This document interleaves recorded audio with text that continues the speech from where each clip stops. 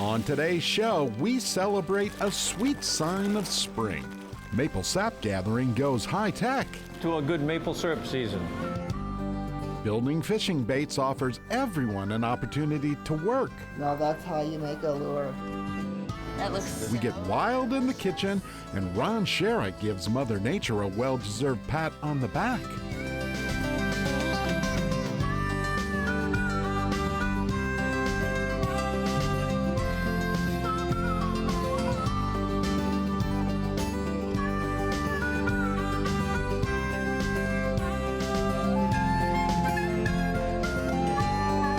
Minnesota Bound.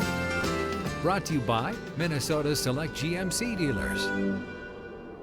Hi, everybody. Bill and I welcome you to the show. What a great time of year. Spring has officially sprung. Yeah, I grew up making maple syrup this time of year with my grandfather in Ohio, but I can tell you, the game has changed since then. It is no longer about the tin buckets and the gathering pails. Travis Frank explores the Sugar Shack, where maple syrup making has gone high-tech. On a 17-acre hillside near Mound, Minnesota, sounds of spring echo through the Summers family forest. But these sounds are anything but ordinary. It's maple syrup season, and the harvest of sweet sap at Summerskogen Sugar Bush is in full force, or should I say, a vacuum force. Now here's where the real work is. We're not really sucking the sap out of the tree. We're just tricking the tree to think that there's a low pressure system. Don Summers and his family collect nature's nectar in high-tech fashion. We have 1,000 taps in now. We have about 5 miles of tubing throughout the woods to collect it all. Their complex web of tubes connect every tap and every maple tree into one massive flowing circuit. So we set this up on a vacuum system where we have main lines about every 150 feet, and they each service about 4 to 5 trees, and that then allows the sap to flow into a main line, which is sort of like a highway system, and it gets down to 900 feet deep in the woods to a 800-gallon tank, and that's where everything in the whole woods from 17 acres collects.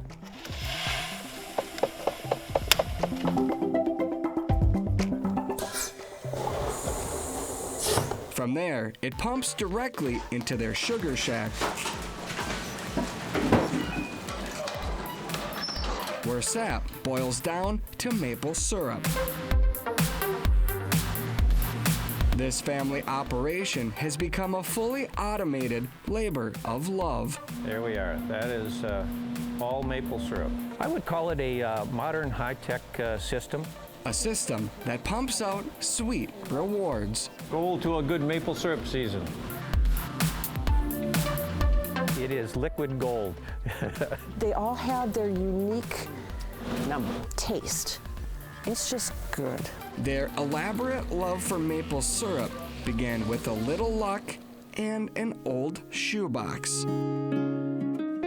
When we first purchased the property in 1994, there was a little cabin on it, and my husband found a cardboard box that had 22 spiles or taps in it, and he thought, that's an interesting thing to do. I didn't even know what a maple tree looked like without the leaves on it. The previous owners had some paint marks on about 20 trees. We just sort of thought, well, we have the trees, we had to tap them in our mind.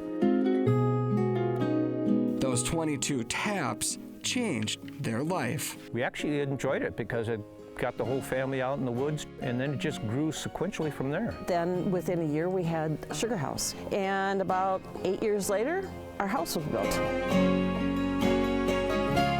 Priorities, yeah.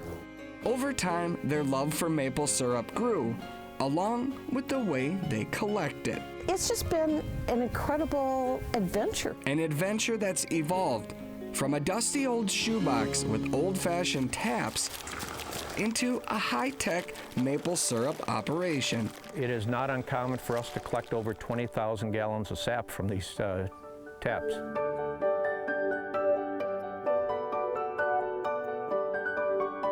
I think this is just about right.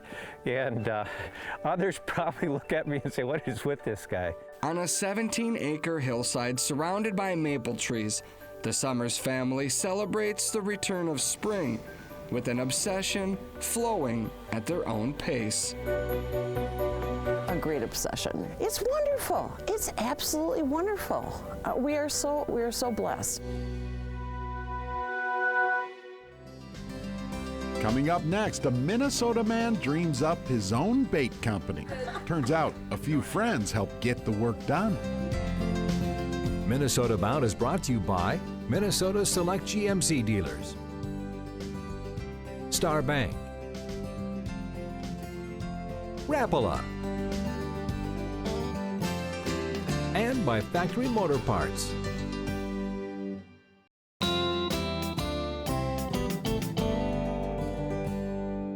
Up next, a story about a dream. Lots of anglers want to have their own bait companies, but few ever make it happen. John Dill, however, dreamed up a different outcome.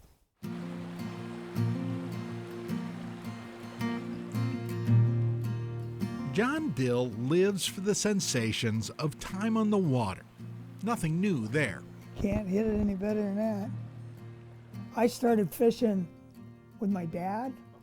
My dad was unbelievable, crazy fisherman. I got a picture of me when I was 4 years old. John always dreamed that someday, somehow, fishing might be more than a hobby. A couple years back, you might say an idea hooked him.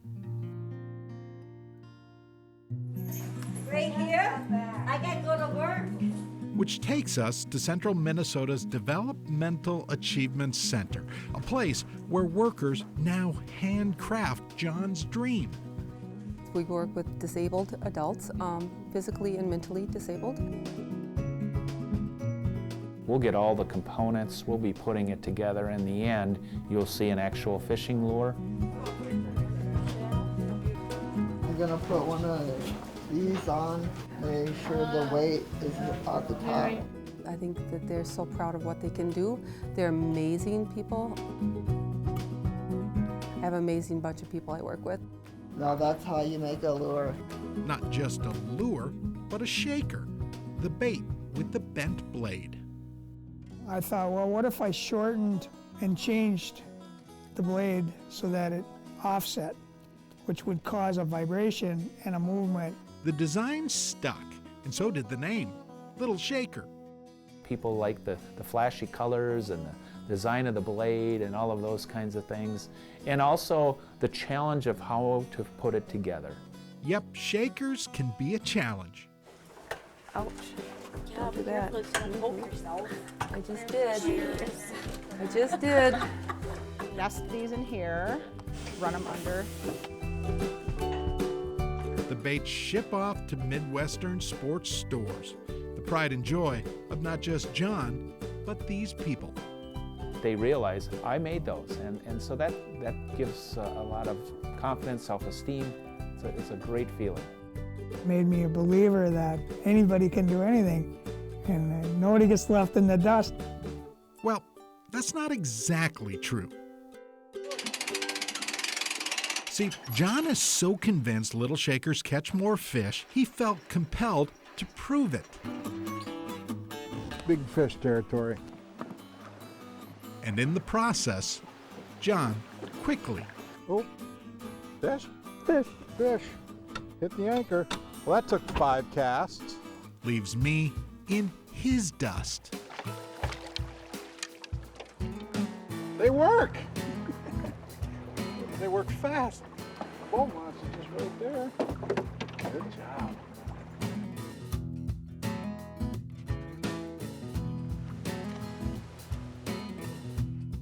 There we go. Fish? Ooh. The mighty leap, you see that? Yeah, it was. The trophy of the day. Nice healthy fish, huh? Lil Shakers, a little dream that led to one big break.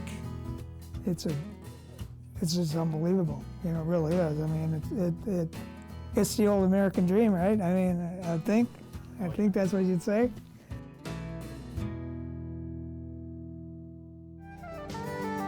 Closed captioning is brought to you by Maple Grove Lock and Safe, your premier Liberty safe dealer.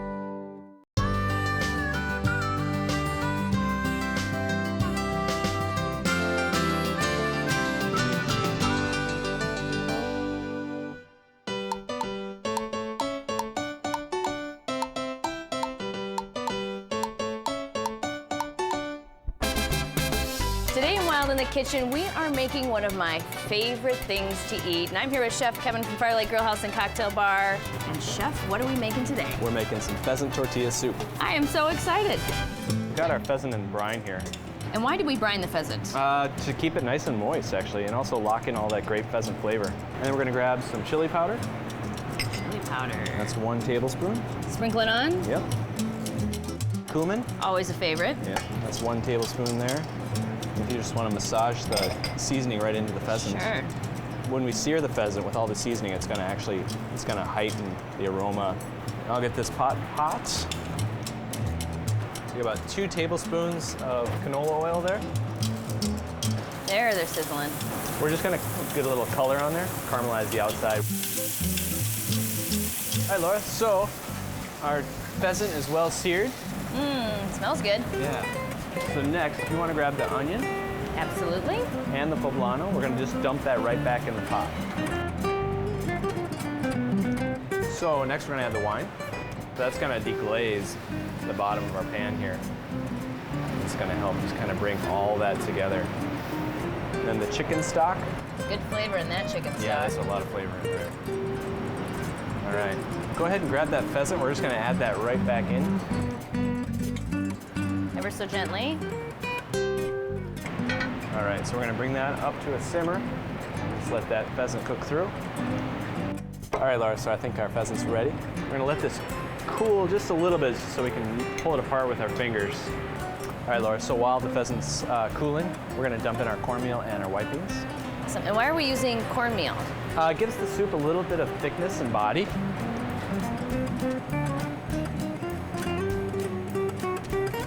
Gonna kind of stir that all together.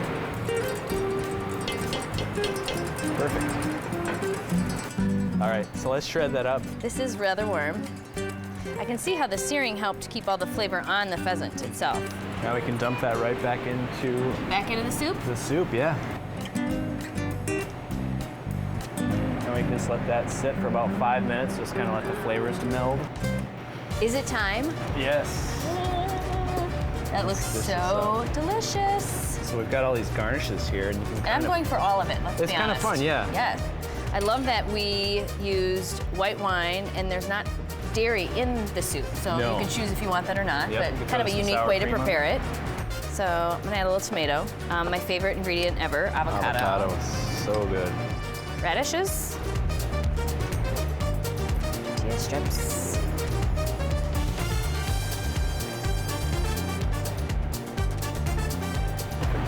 Sour cream. It's just gonna be a baby dollop. It's time, isn't it? Yes. You ready to dig in? Because I'm digging in. We gotta go. Okay. So good. Nice. Always a favorite.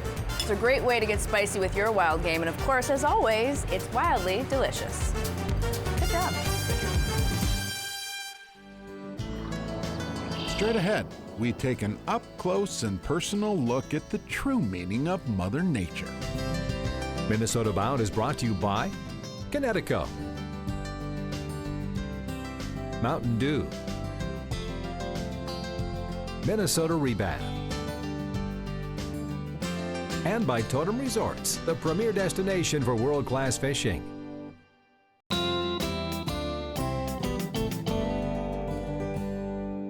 Up next, my dad, Ron Scherer, reports on Minnesota Bound's other big star of the show. Yeah, this story is all about one of his favorite topics, Mother Nature.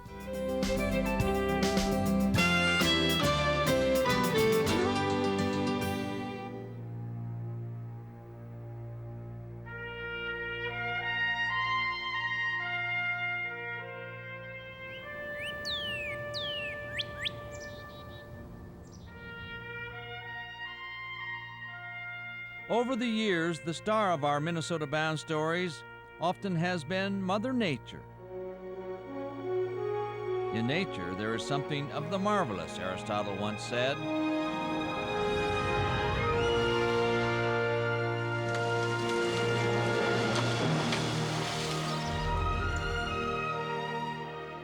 Marvelous, yes, but the endings aren't always happy. One year we followed the life of an ash tree through 4 seasons, watching it change and thinking it was marvelous. Little did we know the tree later would become a parking lot victim. Bugs have always intrigued us, especially flying bugs with the right stuff. They contribute enormously to the decrease in the population of mosquitoes. They eat around 300 mosquitoes a day, which is quite a bit. We even went up close and personal with wood ticks, but we never could find much nice to say about wood ticks. More often than not, we found nature's grandest shows in the most surprising places. Would you believe Lake Osakis, Minnesota? When spring arrives on Minnesota's Lake Osakis, the dawn signals the start of a day that's never ordinary, especially the courtship antics of western grebes. Fact is, springtime in Minnesota inspires all kinds of courtship displays, including the dance of prairie chickens on the prairies of northwest Minnesota.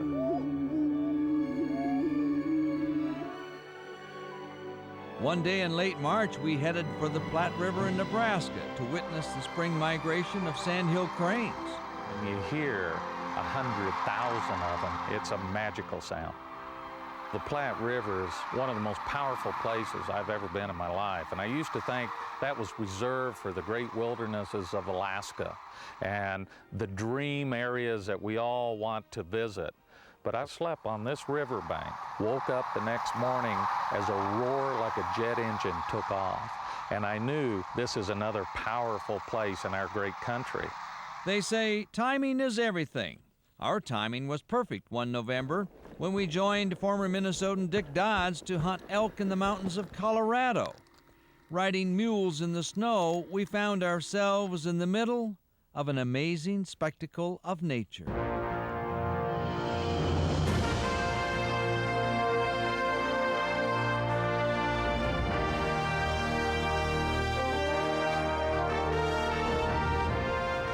Some of nature's grand shows are easy to watch. In springtime, the Mississippi River is like a major interstate of bird traffic, including our nation's national emblem. You know, there's just something about it that hits us in the, right here. When late autumn arrives, it's swans who take the great river road, pausing long enough to let us ponder their graceful ways. Sometimes it's the little critters that make a big story. Consider the little spittle bug. When you're walking along a trail someday and you see what looks like a little bundle of spit on the side of a plant, take a closer look. And if you kind of wipe it with your fingers a little bit, you will find a little spittle bug larva. It hides in its own spittle to outfox beetle-eating birds and such. A few weeks later, this larva turns into an adult beetle and leaves its spittle behind. From spittlebugs to pesky squirrels, they roam our backyards, raid your bird feeders, and do the dangdest things. Those are just a few of the stories nature has shared with us. Her wonders continue, and we continue to wonder. Wow.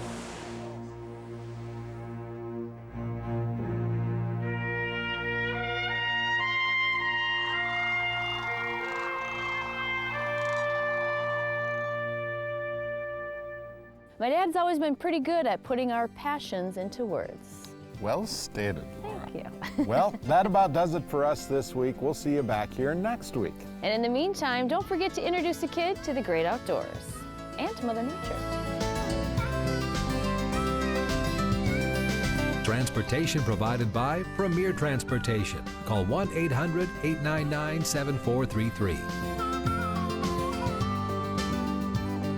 To get more Minnesota Bound, including full episodes, go to mnbound.com. And to follow our latest adventures, like us on Facebook.